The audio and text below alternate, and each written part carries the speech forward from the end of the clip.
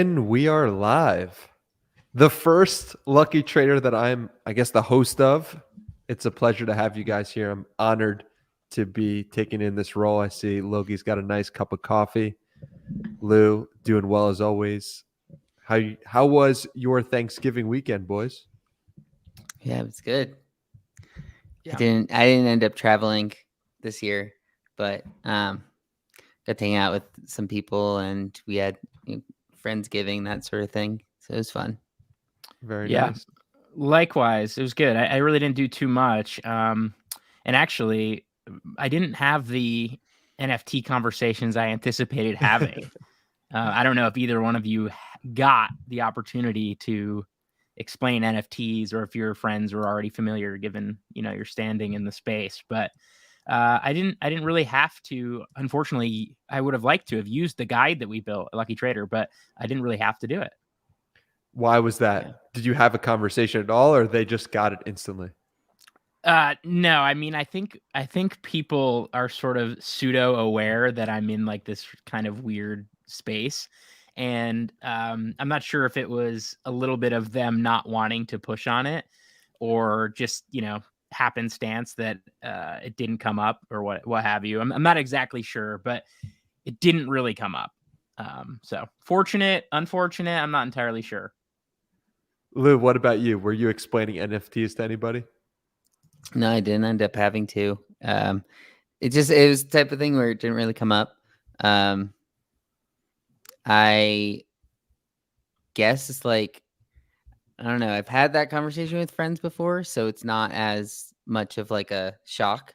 So I think it might have been different if I was like home and with family, and they're like, "Oh, what are you doing? Like, how's the new job?" Then you get into more of that type of detail. Yeah, that makes sense. For me, it was a lot of explaining, and the closest I got to somebody getting it was tying it to a physical event or a physical location. For some reason, the ticket aspect of an NFT really clicked for some people.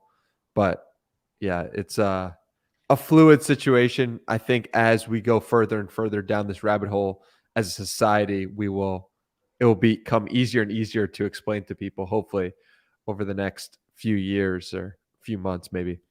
Let's start off with we're going to talk about this week in NFTs, and we're going to brainstorm some names, but we might not do that live. If anybody has any name ideas or suggestions, I'm happy to take them.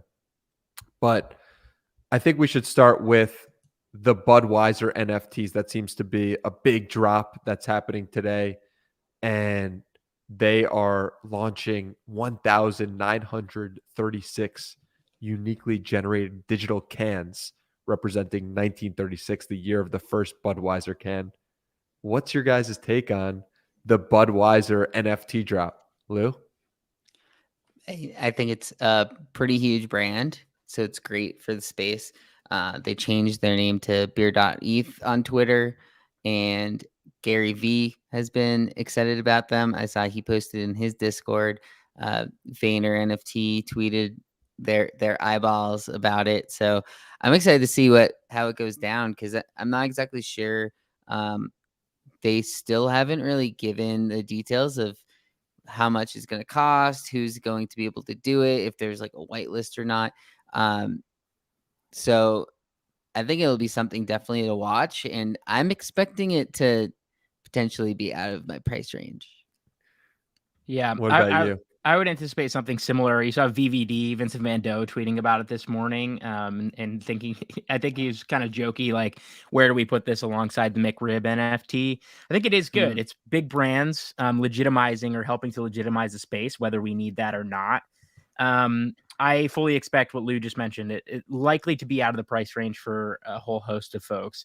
You got to think, as much as Budweiser probably wants to generate some solid goodwill in this community, they also want to make money, and I think just given their standing, they're likely to sell out whatever the hell they put out there for whatever price they put it out for. So we'll see. I mean, I know like Twitter, for example, did pretty fair distribution of their NFTs, right? I guess hopefully we learn a little bit more about this in the coming hours. But my guess is that they probably sell them for a price that is going to fetch them a decent bit of change. And it's likely to be some sort of like almost A/B test for them. Like what can we do with NFTs in this space? Like, can we just drop stuff and people are going to buy it? Like, can we be Top Shot? Because that's what like I think Top Shot, Art Blocks, although that's slowed down a little bit, right? They can just drop stuff and people buy it.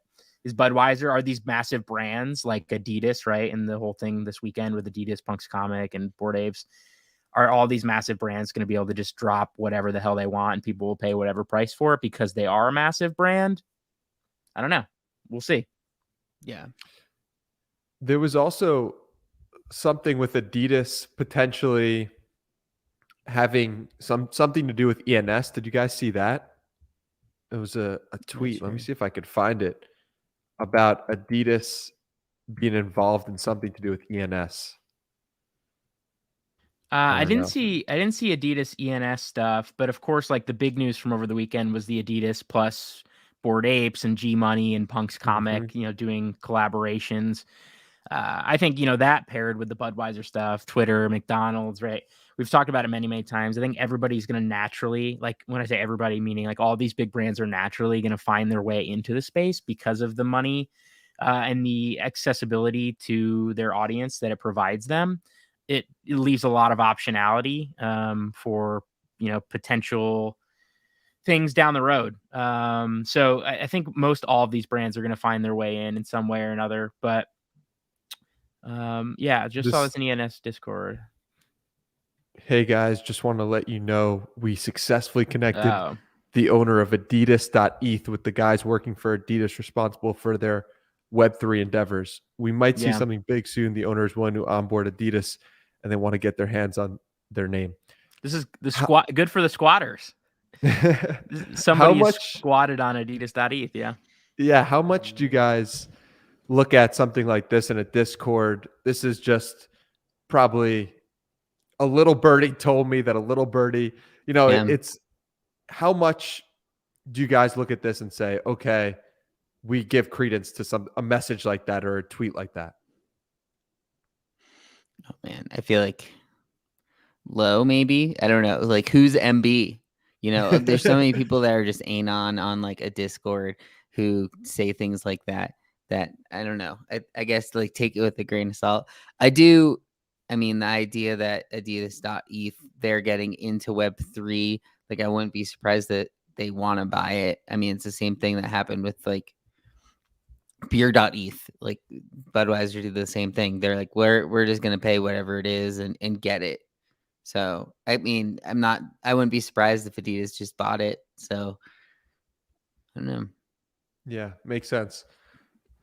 And I think one last point on the ENS thing. I think like one thing that is overlooked about the ENS was like a small feature addition earlier this year with the connection of ENS to like domain names, like actual .com domain names. I'm not entirely sure how the technical breakdown of that works or that anyone is like actively exploring it, like these big brands. But if you're betting on Web3 and you're betting on Ethereum and, crypto, to become even more mainstream, these companies themselves are going to find ways to loop those things together. So I think, as Lou mentioned, I don't know who MB is either. Sometimes a punk avatar is like a good sign. Other times we have no clue if they own it. Twitter verification, where is that? Maybe soon. We can talk about that in a little bit. But I think naturally, like all these people and companies and brands are like going to find their way into all of those things one way or another. They've got to have a Web3 strategy. Whether Web3 is like ultimately successful or not, these people have to be prepared for it in some way, on the off chance, or maybe not so off chance, that it actually happens and is massively successful, which I think we're all hoping for, given our personal and professional leverages there. You mentioned Twitter, and we got to go to Twitter CEO or former CEO Jack Dorsey stepping down this morning. What was your guys' initial take on that, Lou? And what does that mean for the future of, let's say, Web3 going forward?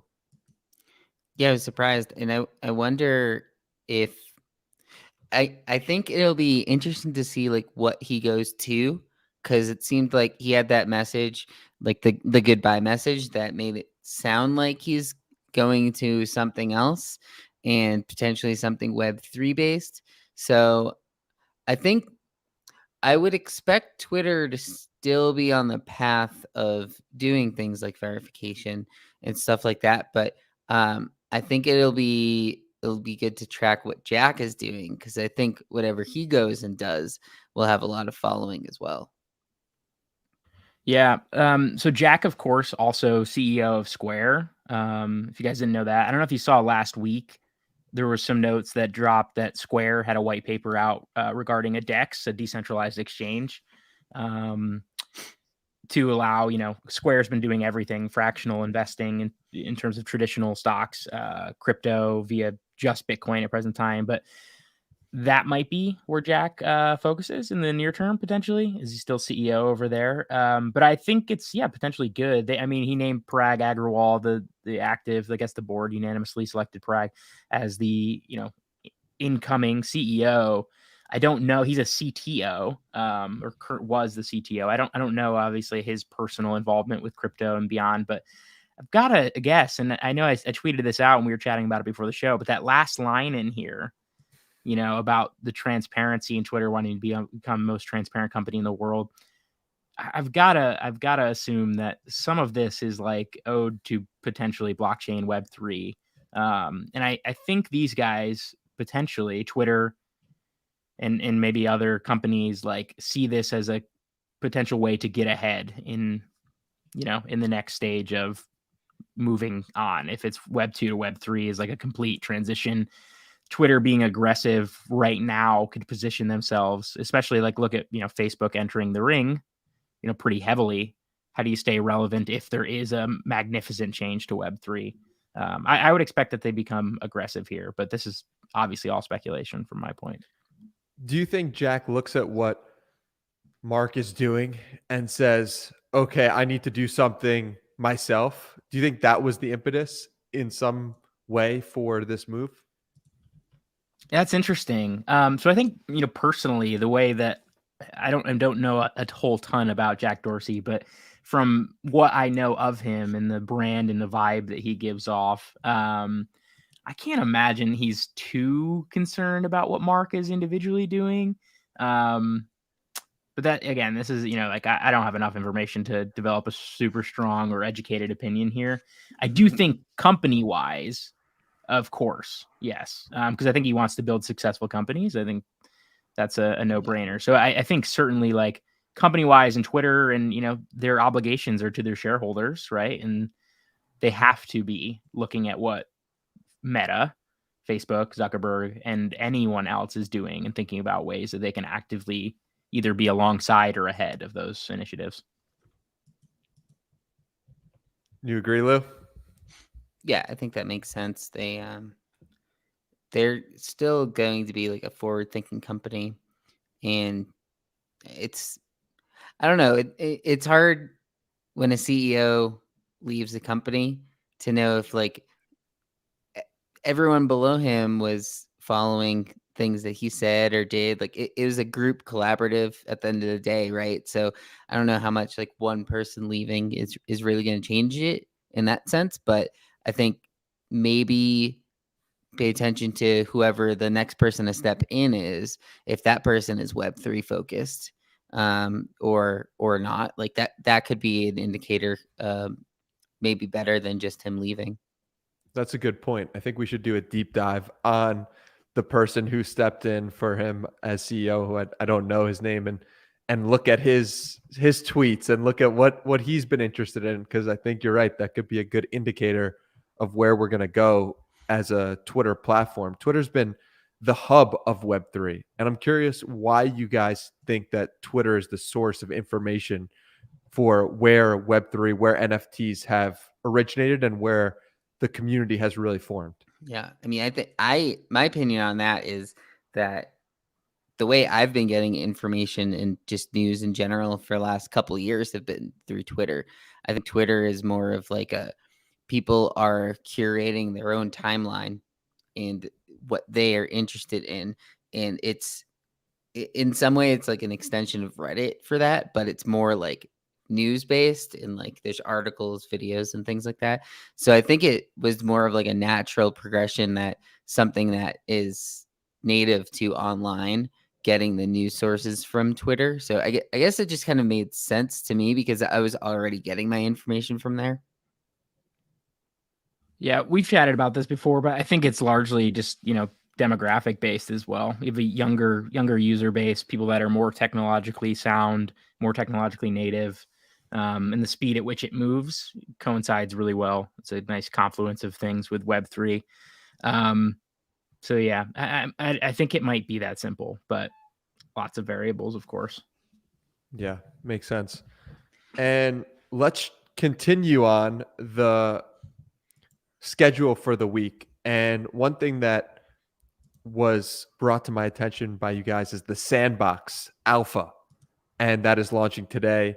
And from the tweet that was sent, anyone can experience the Alpha Hub and 3 experiences, 5,000 Alpha passes giving access to content NFT, and 1,000 sand. First of all, what is the SandBox for those of us who are unfamiliar?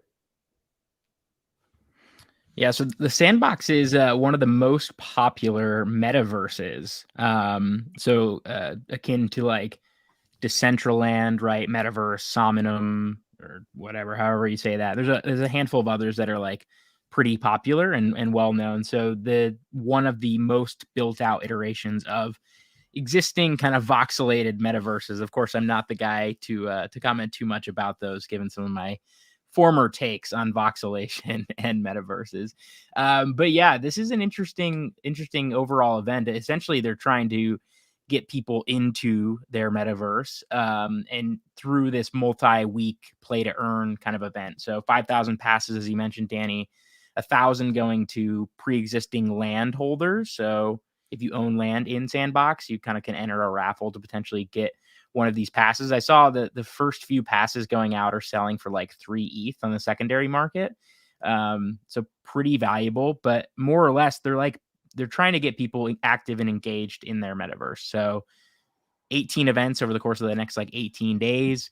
You can hop in and play these events. I don't know exactly what they are. They didn't, give too much detail about what the actual events are, but social contests, events inside the metaverse that gives you the ability to earn sand. Sand exploded. It's like $7 now or something like that.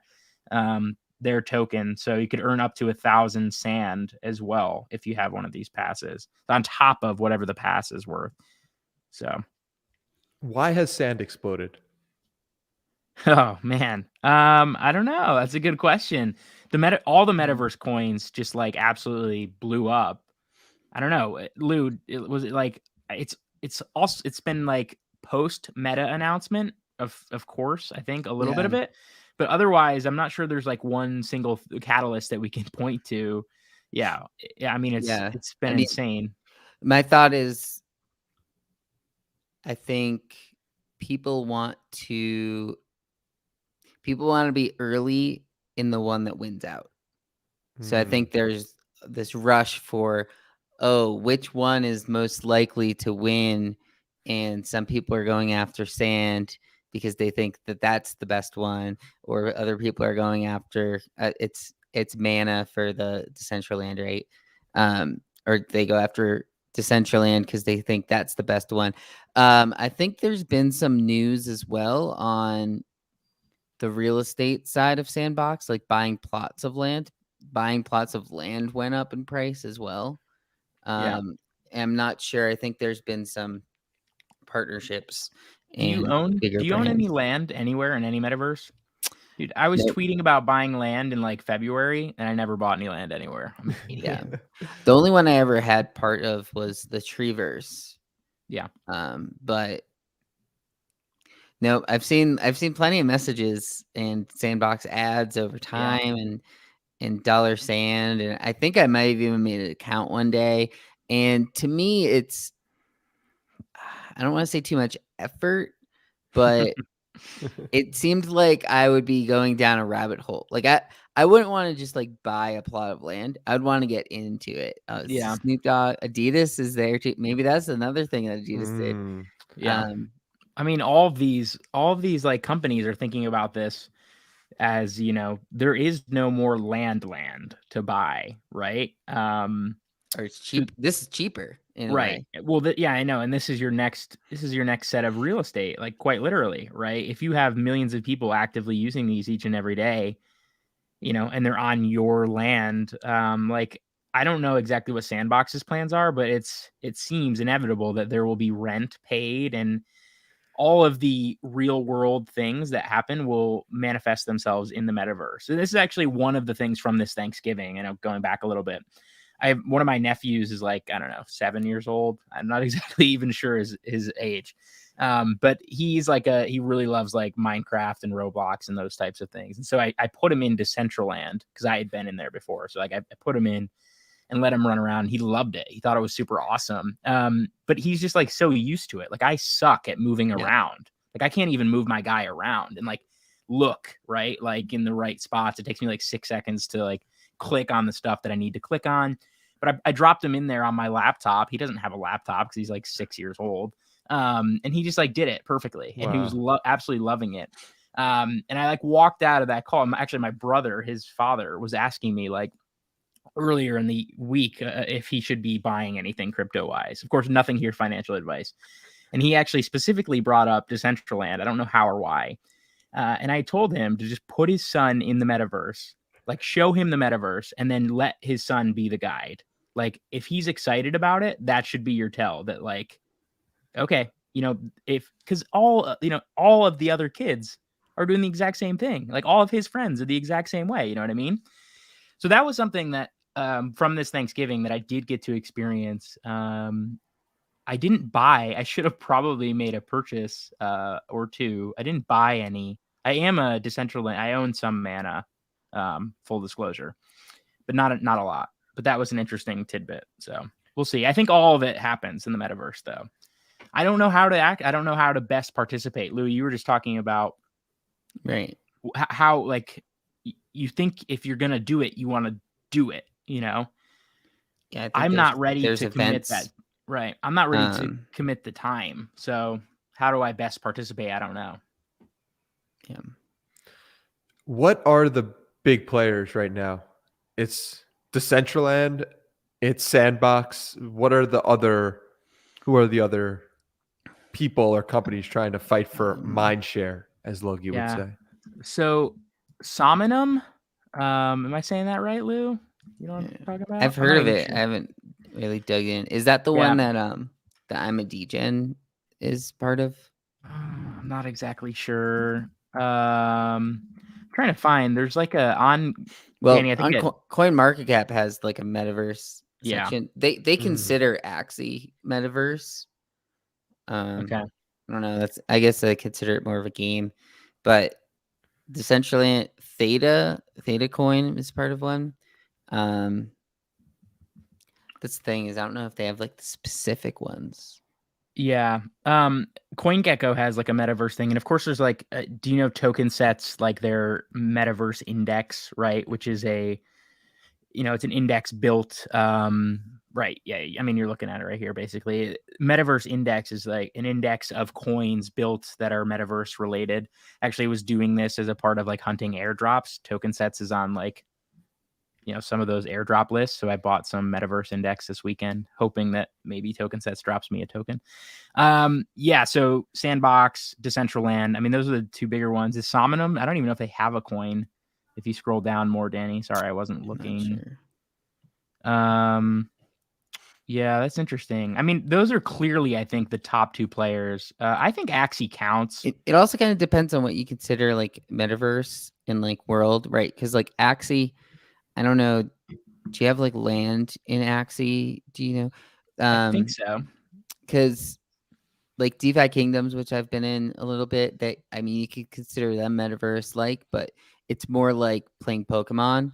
So if you consider like games also as like metaverse because you have a character and you're playing the character along, because there's also like Illuvium that's going to be coming out They have the Yeah. like Avegachi stuff. So I think we're gonna see somewhat of a mix, but as far as like buying stuff to just own land and build on your own plots of land, I think Decentraland and SandBox are just like way above the rest right now, at least.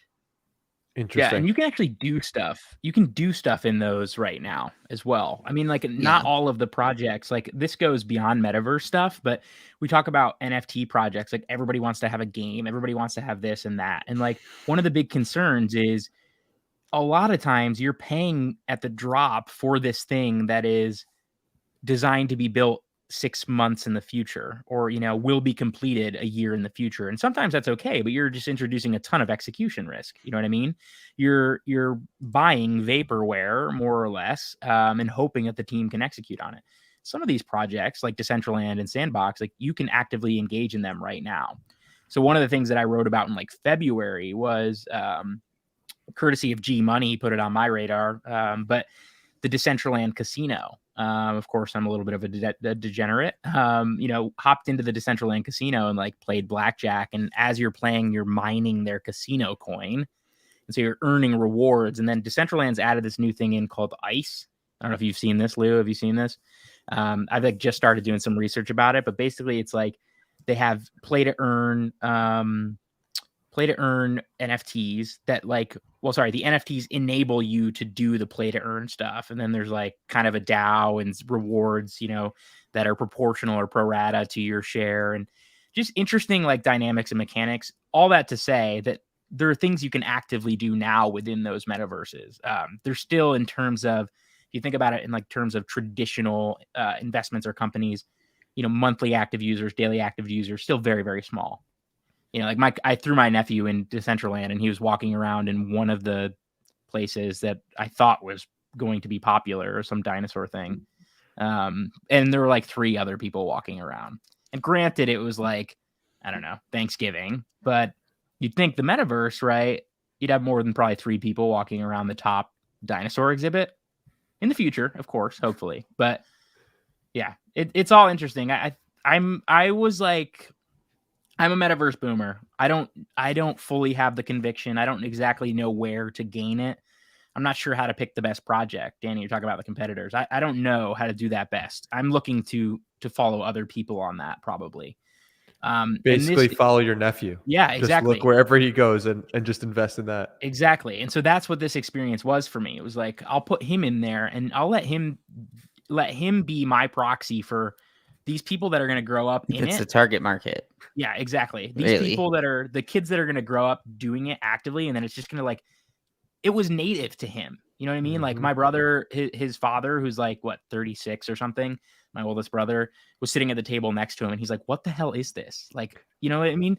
And I almost have a little bit of that because I'm not really gamer-ish, but the kid just took it up and ran, like he was just moving himself around. He loved it.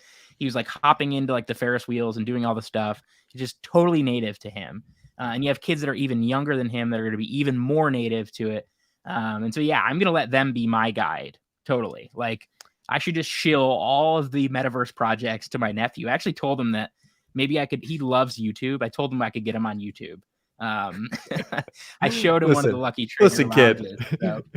Listen, kid, if you're good, if you keep going to the right place in the metaverse, I'll get you on YouTube. Yeah. But we could bring him in and have him stream on YouTube. But more or less, like, yeah, I'm going to let those people be my guide as to what I don't know which metaverse is going to be best, but he will probably be able to show me. Yeah. And I think that's where like a lot of mobile apps, mobile games, they kind of went down that path where they're like, how can we get, in lack of a better word, but how can we get these kids addicted to the game? And they're the ones that are going to go tell their parents, hey, I needed to add a credit card to spend this $1 on this gem in the game so then I could buy something else within the game, and like that whole thing. So I think we're going to see some of that coming out soon, where the target market is not going to be us in the long term for this metaverse stuff. Like you said, like it's going to be, all right, kids like Minecraft. What do they like about Minecraft? Let's do things like that. Yeah. I'm glad you brought up that point about the in-game stuff. Like these little kids and their parents at present time, that's just natural. Like I've never bought anything in-game. I don't think ever once. I mean, I know I'm not a gamer, so I'm not the type of person that would be doing that. But they are so used to just buying in-game stuff. Like they know they need to buy this skin or this weapon or whatever. I don't even know what they buy really, but. So NFTs to them, again, like think about the games that are going to win, the metaverses that are going to win. It's going to be the friction stuff, the frictionless stuff. So the stuff that they don't even realize they're interacting with the blockchain. These kids are going to grow up with that experience. It just makes too much sense. I think it's inevitable. They're going to have the exact same experience, but it's going to be based on the blockchain. They're going to be able to use and interoperate with their NFTs, either from game to game, if games choose to allow that to happen, or at least, use them in a marketplace or generate in-game currencies. Like these things are totally make sense to them already. They expect it, right? They expect that it's going to be in the game. They know how to utilize it. It's not foreign to them at all, as foreign as it is to us or our parents or their parents. And so, yeah, I mean, I just think it's inevitable. I got to figure out which metaverses, which games. I'm a laggard in terms of like P2E stuff too. Like I don't know where to be. Lou, you mentioned Illuvium. I sent it to my little brother this morning, who's a big gamer, and I told him to take a look. I'm like, I will invest in this. The whole delegate thing, scholarship, right, for Axie, that makes so much sense to me. I would look to do that, right? Because I am fortunate enough to have the means to potentially purchase these things to allow for play, but like. I can't play. I don't have the time to play, and I'm going to be bad at playing. I want to play. Well, I mostly want to like that find price. one game. That's more my thing. Like I want to find one game to play. I don't like looking at that because I was Skimped there out. when it was $80. It dropped at 50, and I remember scoffing at it. Yeah. Back in January, April, February. May, like look how flat it was for a while too. Wow, so I think I originally saw it in like March maybe, and then bought in April, and it just wasn't doing anything. So I just like gave up hope. And then I don't know, they must have made an announcement there in middle June, July area. Well, have you seen the game, Danny? If you can go back to that other tab, like this is one of the things. One of the reasons I sent it to my little brother was we were just talking about vaporware, right? I know these guys are still working on the game. Like it's not even out. I don't think you can do anything yet. I may be wrong, but this actually looks like a game to me. Like it looks like there's real work being they're building done. It for a game, right? Versus like building PFP project and then creating a game. Right. This is it. The core focus here has been on let's actively build the game. It looks pretty wild. Like. I don't know. This is exciting to me. Again, I would be a terrible player at the game. I'm not even sure I want to play the game, but I want to be attached to the game financially or games like this, right? Not financial advice. It doesn't need to be Illuvium. I recognize the potential here. And so I want to be attached to these games. I'm not sure the best way to do so as an investor or as a collector, right? My plan right now is like paying my little brother to play this game, and finding some sort of share, about like revenues and whatever, but we'll see. Has anyone played it yet? Is this game live? I don't think it's live. I don't think it's going to be until like January. Yeah. February. It's like Q1. You need the token though, right, Lou, to play? Like that's, I think, or something like that. That's the earning part. So you earn like, it's basically pro rata like based tokens. on, Yeah, we can get off this page. $1 billion of market cap. That's crazy. Exciting People are stuff hyped about it. That's small though. I mean, not relatively speaking in the cryptocurrency space, right? Like actually 1 billion, that's what, almost a top 100 coin. Is that what it was there? 218. Pretty close. 218. Okay. So, I mean, it's got work to go. I was actually talking to somebody from Lucky Trader last week, and I was looking at something, and I noticed that just to get into the top 15 market cap, you only need 15 billion, which is absurd, right? Only 15 billion. But think about traditional companies like, Facebook, Apple, these are $1 trillion companies. That's a lot. You know what I mean?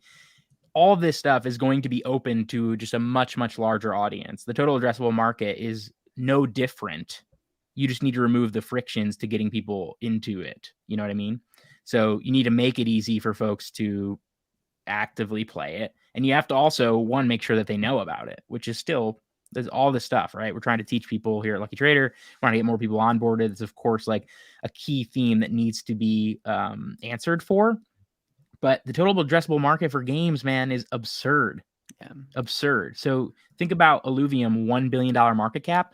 I don't know the individual market caps for like specific games, but think about Call of Duty, or think about like, True. you know, if you spun Call of Duty out of EA, that's EA, right? I think maybe not. I don't know.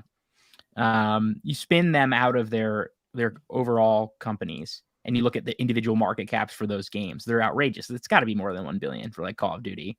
You know, Fortnite is definitely more than 1 billion, right? Of course. Yeah. Like, Let's check out EA Sports. Well, is it yeah, EA? Call of Duty's Activision. Oh, it's Activision. But Okay. Man, I am such a fraudulent it's a good gamer. point though, that like how much Activision. Sorry to cut you off, Lou. Activision current market cap is 46.9 billion. Right. And they're, I mean, all of their money is Call of Duty, is it not? I can't name another Activision game. I don't know. Oh man. Lou, what were you saying? Logan's like really outing himself as a boomer on the stream. Isn't he? I am a gaming boomer, of course. I've played Call of Duty. I'm terrible at it. I think it's fun to play, but I don't own like a console or anything. It just doesn't make sense for me. I'm so bad. And I do other weird stuff, you know, like buy NFTs. Lou, what were you saying when I so rudely cut you off? You said it was 46 billion, right? That's what would that be in like a cryptocurrency rankings? Oh, I've got it up right here. 46 billion. That's probably seventh. top 10. Yeah, it would be. Ripple is $46 billion market cap, which is just outrageous. Cardano, Yeah, so it would be it's equal to a top 10 coin if they're able to do that. I don't know. Is World of Warcraft Activision? It might be considered Activision because Blizzard might be under Activision. Danny, if you just Google Activision games, okay, and you just Google Activision games, and then at least for me on Google, it gives me like all the games right up top and like a little thing. Yeah, look, it's all Call of Duty too. It's all Call of Duty. I mean, Spyro is great. That's one of the last games I played, Spyro, and like as a 7-year-old. Yeah, but they also, what Webb started saying is they also own Blizzard. Blizzard is under Activision, and Blizzard has a bunch of other games, including like World of Warcraft, StarCraft, Hearthstone is under Blizzard. So Blizzard is like was a huge acquisition kind of thing for Activision. Still, though, if we pull out Call of Duty and the franchise Call of Duty from Activision, that's greater than 1 billion, right? Like far greater than 1 billion. And I think the point just goes to show here that, you know, we are we're actively talking about, and Illuvium is one of the most popular, you know, you're talking about 215th in terms of total market cap. Yeah, Illuvium is one of the more popular right now. Think about other games that have yet to be created, or games that, you know, are created that we just don't even know about. You know, Axie being one, right? The upside here, the total addressable market is outrageous. So yeah, I gotta get my nephew in playing games. I need my little brother playing games. I need people to be telling me which games are good, bad. 2022, year of the NFT games. I heard it was the year of the DAO, but we'll see. Illuvium has a DAO. Yeah. DAOs plus games. Well, kind of switching gears a little bit, Logie, you mentioned something previously where you purchased something because you suspected it could potentially give you some sort of airdrop. I'd love for you to touch on that and touch on what you bought and what you expected to get an airdrop, what people can look up for in the future to gain a potential airdrop. Yeah, which one did I mention I was getting an airdrop for? It was just in passing. You said you were doing your airdrop. Oh, yeah, my airdrop hunting. Okay, that's a little bit different, but yeah, we should definitely talk about this. This is I think a really fun part about Web3 regardless.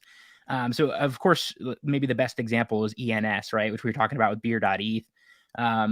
One of the great things about Web3 right now is sort of one of the, the customer acquisition costs that are sort of baked into Web3, like participating and actively engaging with these protocols, is that a lot of them will go the route of like dropping a token to either incentivize use or to reward early participants or whatever have you. So one of the things I've been working on in the background, Danny, like post this ENS stuff, is trying to engage with more Web3 stuff. Some of that is NFT related, but actually most of that is decentralized finance, DeFi related.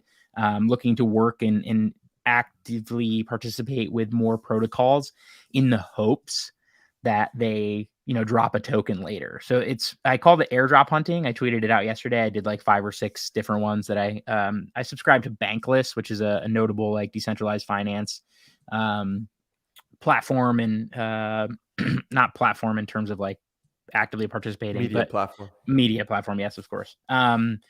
And they had like a nice, like a super sweet guide to potential airdrops. And actually from that guide, a few have already dropped tokens. ENS was one of those. And there were a couple from earlier this year. So like I'm working through their list right now. But to answer the question, which is what are you looking for? So yeah, you can access, I think you can see 5 if you're not a sub. Not a subscriber. I'm a sub, so I can see all 25, fortunately. I used Element yesterday. Hop is one that is on my list to use. And yeah, so a bunch of these, it's a great thing to look up. Yeah. There was also a tweet someone had with instructions on cutting a bunch of them out all at once. I'm not sure if it was the same list at all. Probably similar, because I mean, most of them are like pretty similar, right? And actually a lot of these, like, I know you can't see it from that guide you just shared, Danny, but a lot of these, the companies, weird word for Web3, but like the organizations or the team, sorry about the dogs, the teams behind these have already like indicated or, hinted at tokens coming. So if you just use the stuff, you got a chance. What about you, Lou? Have you been hunting at all for any airdrops? Somewhat. I followed that the tweet that I just mentioned, and it had lists, and basically it was buy this token, go switch from Ethereum mainnet, like switch to the Avalanche mainnet, go to Avalanche's version of Uniswap, swap it for their native token, swap it back, bridge it over to a different Ethereum layer 2 and use their version. So I added like 4 or 5 of these like random like swap. Are they just called a DEX? I'm not sure. But there's like Trader Joe is one on the Avalanche network. Spooky Finance or Spooky Swap is the one on like Phantom's network. And so I just like followed this guy's guide in steps, and he said, take the money, move it here, do that. He's like, then switch it.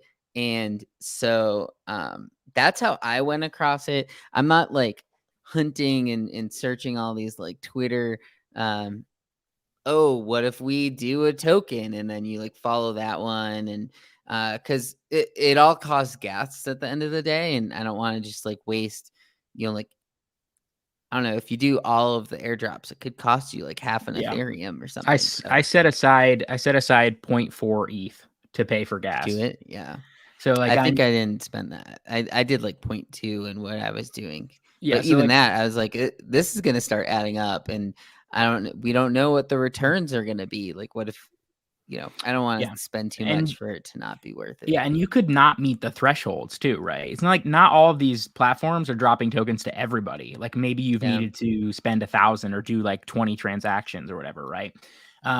So I'm obviously taking a chance. Like I'm wagering, I don't know, $1,800 or whatever 0.4 is, which is a lot. And not all of it, I should say. Like you're not like throwing away cash here in every instance.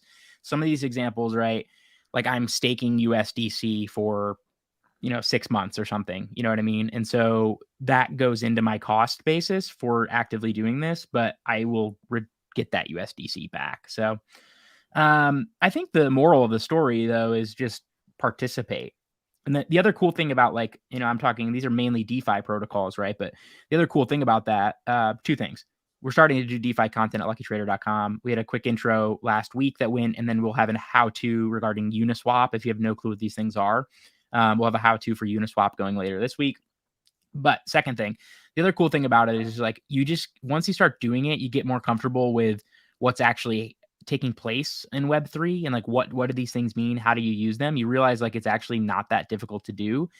And it hopefully like start to do some light bulb stuff for you where you're like, oh wait, this makes so much sense. Like some of the DeFi stuff, the borrowing and lending stuff, that just like not needing to wait weeks for money, not needing to fill out forms, not needing to be at the mercy of human bias as to whether or not you deserve, a loan or whatever, or a certain interest rate. Like some of those things just make too much sense. And so, yeah, I think this is a great place to potentially get yourself started. Alex, who's been on the stream, gave us a quick beginner's guide, very light intro into some of these top key themes and protocols. And then we'll have more to come. And of course, your feedback is welcomed. Should there be particular protocols, or Lou just dropped a blockchain specific intro to Solana on the site. There's things like that people are interested in. So we're going to pull up that one. Lou's Solana article. This is live Lou's article? Yeah, we just dropped it right before Thanksgiving. I think it went on Tuesday of last week. Again, just another light guide to, what is Solana? Lou was talking about the gas fees, right, on Ethereum, that in terms of NFT collecting definitely are a barrier to entry for a lot of folks. We talk about hundreds of dollars for, most transactions, depending on the time of day. But Solana is, of course, has, there's potential cons here as well. It's a lot more centralized. There's definitely, issues in terms of the pros and cons and for these alternatives, but the fees are basically negligible. It's essentially nothing. It's super fast. So there are, like if you're looking to let's say you're watching this stream and like, you're like, okay, some of these things sound interesting to me. I'd like to participate. You can airdrop hunt on Solana as well. You want to do some of these things, but you don't have a lot. I get DMs all the time. It's like, okay, how do I start with $100? I'm sure you get this, right? Both of you get this, right? Like $100, you can't start on Ethereum. You can't. $100 is like maybe not enough to actually start, but you could buy a couple NFTs on Tezos. You could buy NFTs on Solana, right? You can mess with stuff. What's the Tezos? Is that like $2 a coin? Because it's $5. It's $5 a coin. Yeah, and those drops are pretty like 2 to 5 Tezos gets you into some things. Like you can get real cheap on Tezos, right? And you guys know it's you can be early, right? Do you guys know John Carroll, the JJJJJJOHN John? He has the really, really popular like skeleton GIFs, like super popular skeleton GIF stuff. But like he drops, I think, nearly all of his stuff on Tezos at present time. And like last week, for example, he dropped something. And then the month before that, NFT NYC, he dropped like the common skellies. Like these are works from like a super notable artist that is selling stuff for hundreds of thousands of dollars in some cases that you can get, for like $25 USD.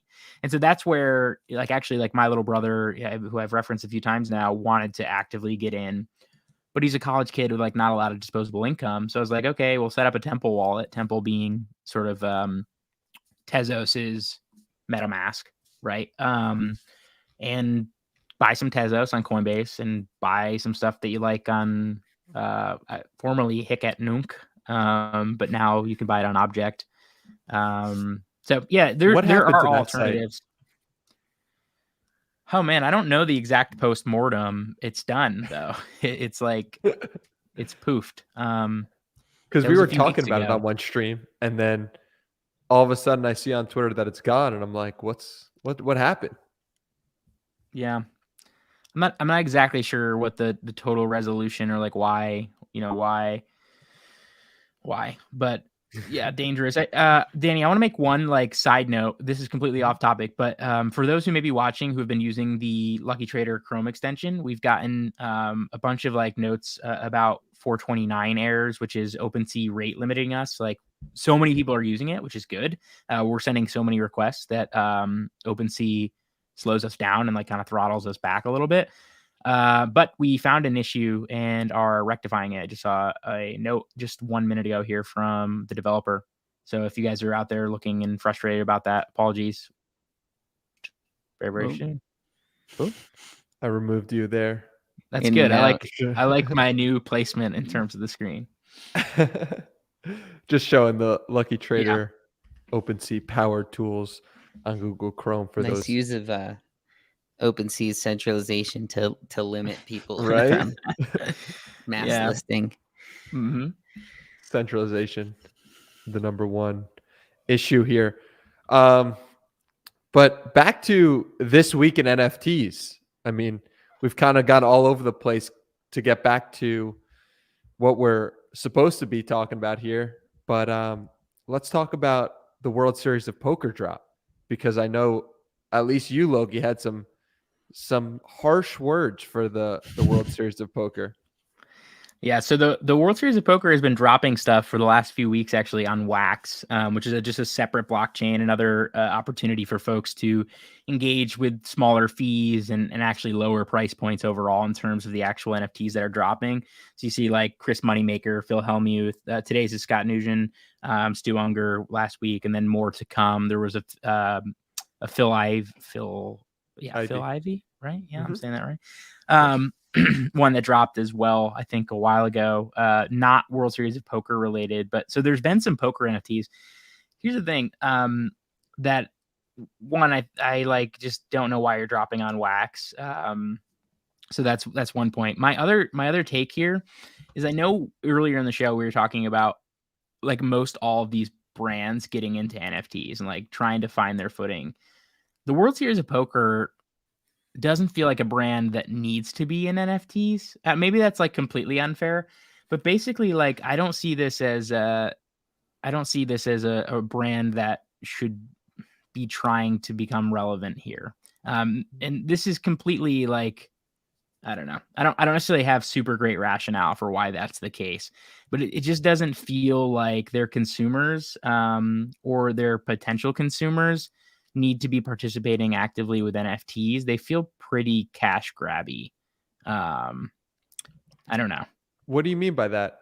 In the sense of you don't think that the people who like the World Series of Poker are also going to like NFTs? No, I don't think that. I don't know. I'm not sure the best way to articulate it. I don't see the World Series of Poker being like a consumer brand. Like maybe that's what I'm getting at is like, I don't necessarily think that they have something to offer consumers.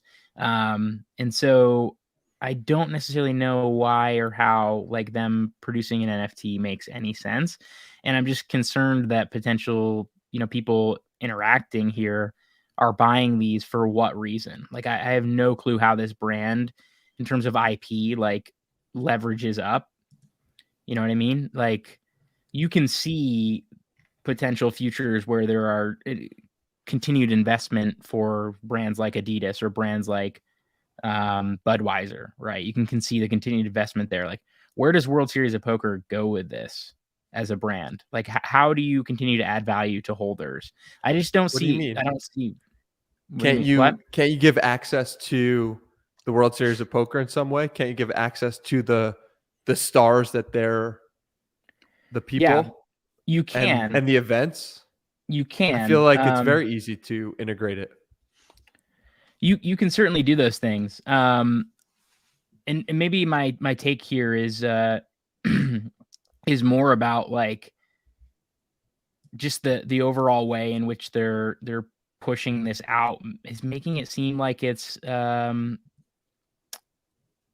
viable for any NFT collector. I don't know. What would you change? You seem very critical, so I'm curious, what could they improve about their drop that would make you maybe more enticed? Yeah. I I think I would focus on what you just mentioned. I would focus on marketing the actual utility here, which doesn't seem to be super clearly highlighted. Like, Gotcha. why the hell am I buying a World Series of Poker NFT? Like, is it to play in a home game with like Tom Dwan and like Phil Ivey or whatever? Like, that's maybe That'd super be cool. but I don't see this being heavily promoted there. Mm-hmm. Right. Your Fair. thing is like, this just seems cash grabby. Like they're just doing it because they know that they can sell things out and make money off of it, but Yeah. also know that they don't really have to deliver much back. And if they do this on wax, it's probably less in the spotlight as well. That's an interesting point. That because it's on wax, less people are going to be paying attention to it. They could still make money. They don't have to pay the gas fees, and they'll make money, but they won't necessarily give value to the people. So it's an interesting take there. Yeah. The other thing is like how iconic, like, so they're asking you to bid on like these iconic moments. I mean, how iconic are these moments? Like I don't know. I'm struggling to. There is a place, of course, for folks that are big World Series of Poker fans. I guess that's like just like anything else, right? That doesn't mean that this couldn't or shouldn't exist. But I'm just like I'm struggling to find where it makes sense for folks without the super addressable potential utility. And I don't even know that this comes with this, does it? Additional YSOP NFT packs to be announced. Like they're just packs of World Series of Poker NFTs. So this like kind of reminds me of what DraftKings is doing with their NFTs, where they're like, all right, we're gonna release one a week based off of like a famous person, in this case that it's been a poker player that you probably know, who those were a list of when they won a bracelet. Is that what it was? I think so. They're kind of doing it like that angle, which I mean could be fine, or they might be doing it as like the collector's angle. I don't know. Maybe I'm like also too just unsure about collectibles. About like right now, some of these collectibles that like I don't know. I don't necessarily know where I stand. That stuff. I could be, of course, just manifesting some of my displeasure with how that's kind of taken place. So, do you guys look at NFTs as a whole as this is a collectible, this is a utility, this is a ticket? Is that how you're breaking up these NFTs in your head in general, Lou? Yeah, I mean, I think it sort of depends. It might be like project specific, but that's something to consider with the Budweiser NFTs dropping too, I guess, right? Where it's like, are they just leveraging the big name and the brand in order to like get money from people, or are they actually trying to be part of the NFT space and getting their feet wet, so to speak? And because I mean, the World Series of Poker, I don't know, are they considered like boomers in the space because it's not like online poker, and generally the players are like on the older side who are participating. Even the players that were in that drop, like, I mean, that wasn't one of those from like the 70s or 80s, like the dates on those. So I think in some way it's like their way of trying to connect with the younger crowd, I think. And speaking of the younger crowd, that leads us perfectly to Baby Sharks. The Baby Sharks is the YouTube video that broke the internet with the Baby Shark dance video. They're dropping their first official NFT collection. What is your guys' perspective on this? I think this is great. I think this makes a lot of sense. This in no way really differs from all the other masterful mimetic components of blockchains, cryptocurrency, crypto Twitter, NFT Twitter, or whatever, right? This is interesting. Like, are you going to pull out aggravated parents here to purchase this NFT. Like I'm curious about who's going to be bidding on it, because it doesn't really carry the same. There's of course a ton of cultural significance to this, right? But not Zego native or NFT native that the significance lies, where like the Doge and the Shiba memes do. So I'm curious to see who is most interested in picking something up like this, but it's pretty wild. 32 million thumbs up. Jesus. So, is that 9.7 billion views? Billion. Billion views for Baby Shark Dance. That might be the most viewed video. Yeah, I think it is. All time. Well, because think about it though, like it's a short video, and I mean, if you have a child at that age, you just like throw it on, and they just keep restarting it over and over, and just watch it on a loop. So it's really funny, but I like this type of usage where I think it's more like kind of like the Top Shot idea, where it's like you're buying this like moment in history, so to speak, like the Neon Cat thing, when people bought that, and like the Dogecoin stuff, and then people are buying like the original like Doge meme, and there was another big meme that like went for sale. But I think buying like memes in like these big like iconic moments in history in a way, like this is a live auction. Like to me, this kind of makes more sense. Go for probably 10 plus, 15 plus would be my guess. The one of one. I think it's gonna be like 100 plus. 100 million?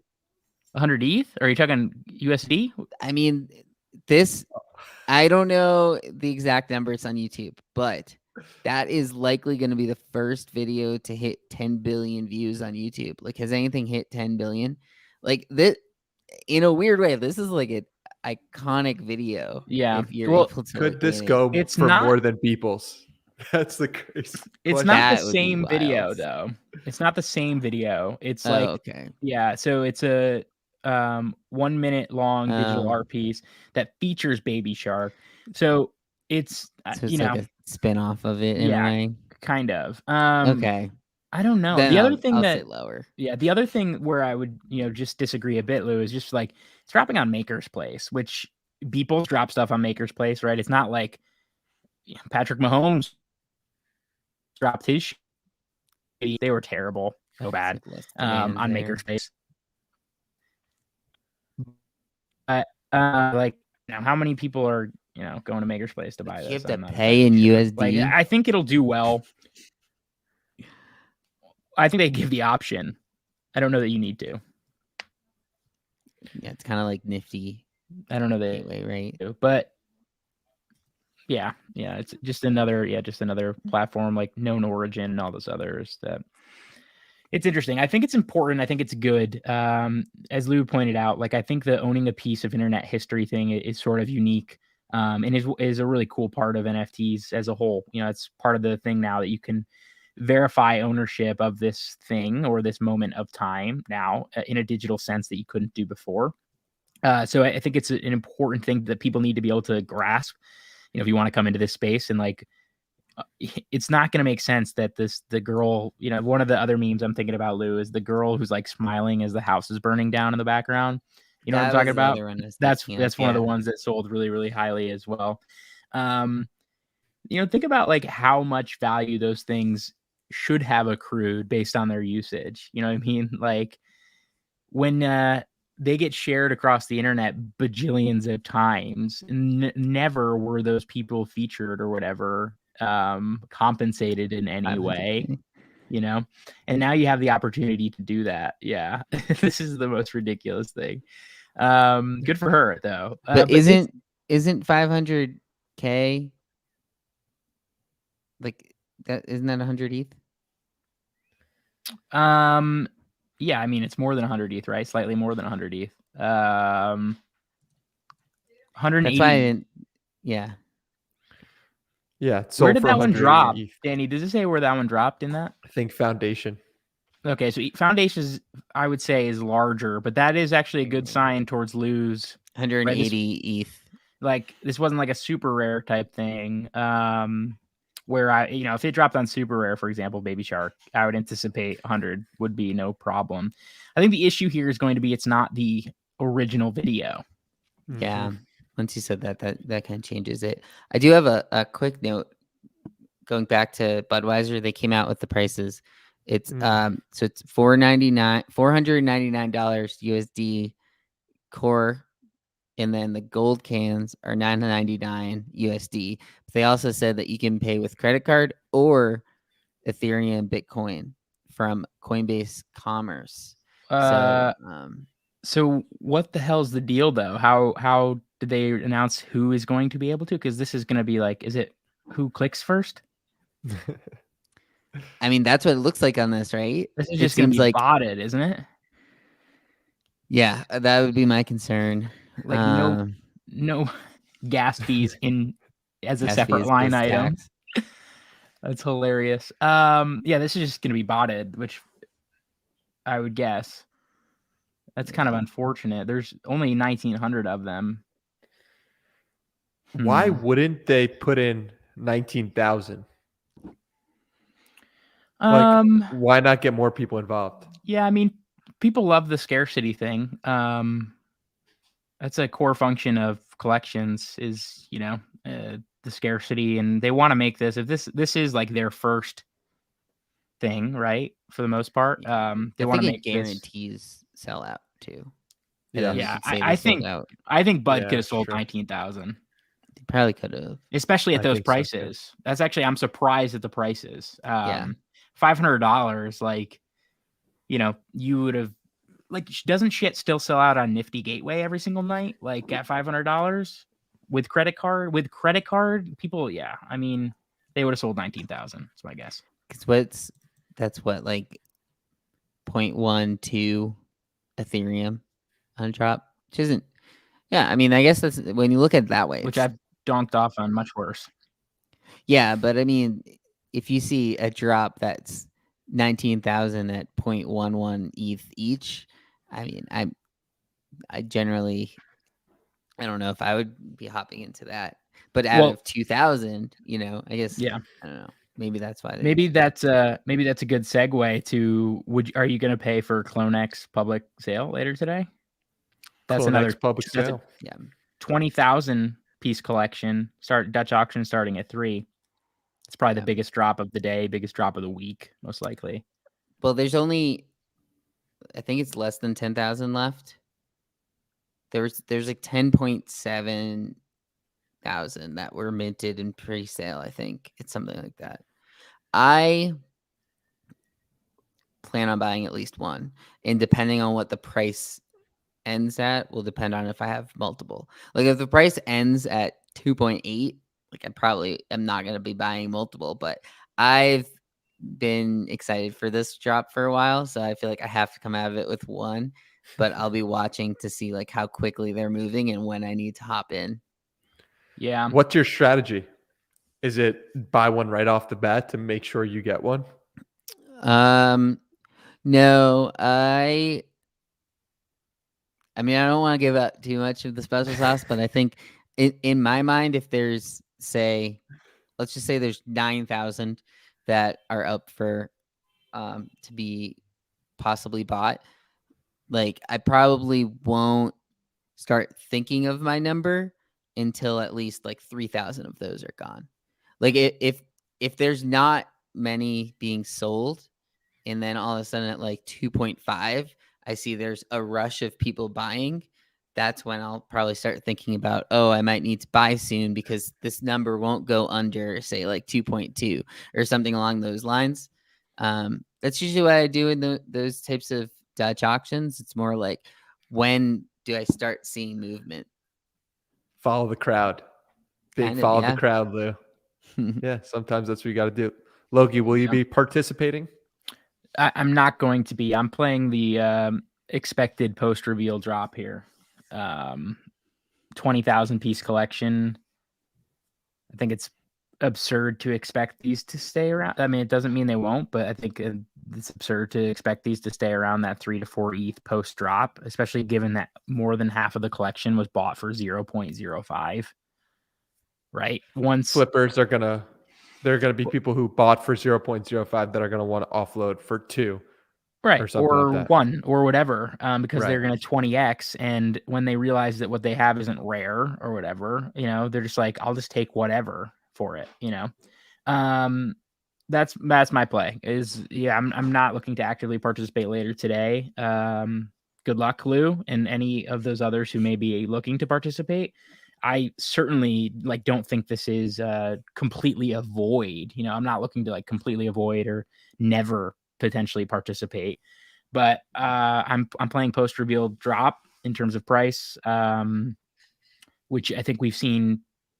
I can't really think of any example at present time that we've seen a strong response post reveal in terms of price. Everybody plays the lottery game.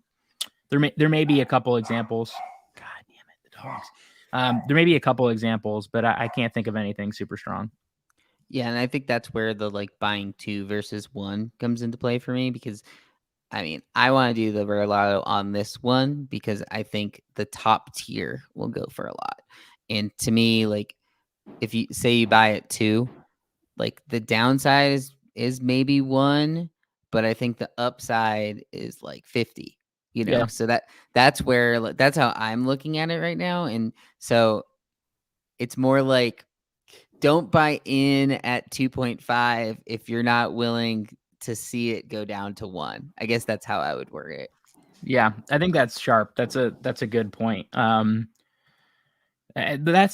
is the case with a lot of these collections though as well, right? Is when you are playing the lotto like that, if you do, you're looking at paying. You could have done the same thing for Doodles, right? You could have done the same thing for some others as well. Kind of cut off there a little bit, Logie, but what was the gist of the point there? The stupid back home internet. I was just saying that I think you could have done this for some other collections where your risk in terms of your overall downside is there, but the potential upside based on if you did pull the lotto ticket is just insane.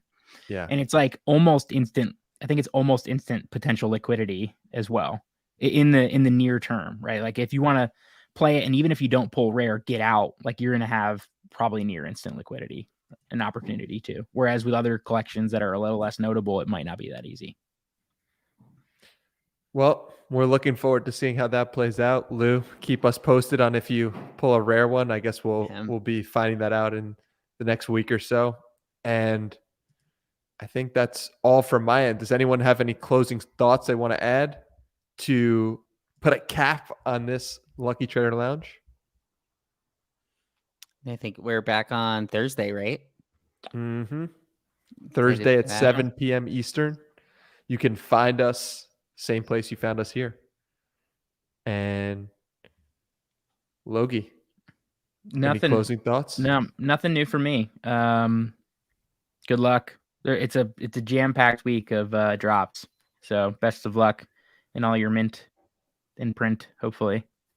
I was thinking about, with all the pack stuff coming, maybe Rip and Flip is another TM I should get. Rip and Flip, I like that. That one might already be out there. I'm not sure if I pulled that subconsciously from someone, but mint and print, Rip and Flip. Either way, we'll keep them coming. Best of luck, everybody. And with that, we are out.